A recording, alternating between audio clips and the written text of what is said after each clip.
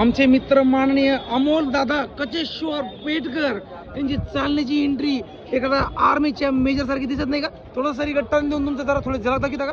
हो. आणि हे बघा, हे आमच्या अमोल भाऊचे फॅन्स आहे सगळे. हे लाईन मध्ये सेल्फी घेण्यासाठी उभे होते त्यांच्या.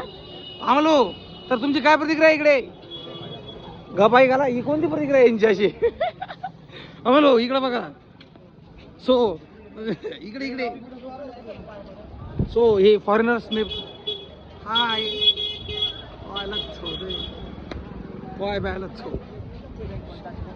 जायचं का मध्ये? नमस्कार. सो आम्ही आलो आहे दिल्लीला.